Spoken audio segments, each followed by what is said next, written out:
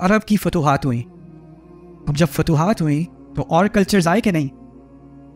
اب اور کلچرز آتے ہیں, دوسرے کلچرز آتے ہیں, تو ان کی زبان اور عربی زبان کی آپس میں کلیش ہوتی ہے کہ نہیں؟ تو ہونی ہے. اب کلچر بدل رہا ہے تو اور کیا بدلے گا ساتھ ساتھ؟ محاورہ بدلے گا. اب قرآن کا اپنا محاورہ ہے کہ نہیں؟ لیکن قرآن کا محاورہ اسلام کے پھیلنے سے پہلے والا ہے یا اسلام کے پھیلنے کے بعد والا ہے؟ پہلے والا ہے. اب وہ پہلے والا محاورہ تو مر رہا ہے, وہ تو ختم ہو رہا ہے, اور بہت جلدی جلدی ختم ہو رہا ہے. اور وہ جیسے ہی اسلام جیسے اس کو فتح ملی, اس عرب کا محاورہ مرنے لگا. اور جب وہ مرنے لگا تو ایک بڑا عجیب خطرہ سامنے آیا. ہو سکتا ہے قرآن کوئی محاورہ استعمال کر رہا ہو اور آج سے 100 سال بعد کسی کو پتہ بھی نہ ہو کہ یہ محاورہ تھا. یہ خطرہ تھا کہ نہیں؟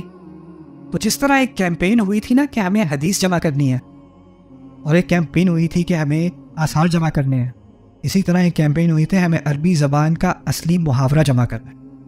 اور وہ اصلی محاورہ جمع کرنے کے لیے آپ شہر میں نہیں جا سکتے تھے, آپ بغداد نہیں جا سکتے تھے, آپ شام نہیں جا سکتے تھے, کیونکہ وہ بڑے بڑے شہر ہیں اور شہروں میں محاورہ مر جاتا تھا. اصل محاورہ تھا صحرا کا. تو الاسمعی اور الشافعی اور یہ بڑے بڑے علماء, انہوں نے بہت وقت گزارا ہے صحرا کے اندر, اور جا کر وہ کوئی بچی کسی گاؤں میں جو ہے, وہ ایک اسمعی کا قصہ ہے. اسمعی کے بڑے عجیب عجیب قصے ہوتے ہیں. اسمعی عربی کے ماہر تھے, انہوں نے عربی زبان پر تحقیق کی. عربی زبان کو سمجھنے کے لیے انہوں نے صحرا میں کئی سال گزارے, اور ان کے بارے میں مشہور ہے کہ وہ شکل کے ذرا اور لہجے کے اور اپنے مزاج کے ذرا بدتمیز تھے.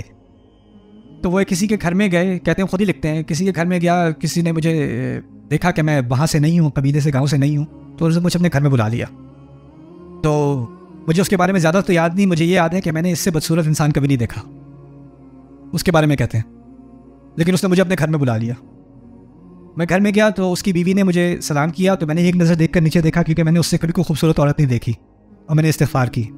اور باقی وقت میں اس گھر میں بیٹھا کنفیوز رہا کہ یہ کیسے ہو گیا. تو اس نے میں نے جو میرا میزبان تھا, میں نے اس سے پوچھا کیف, یہ ہوا کیسے؟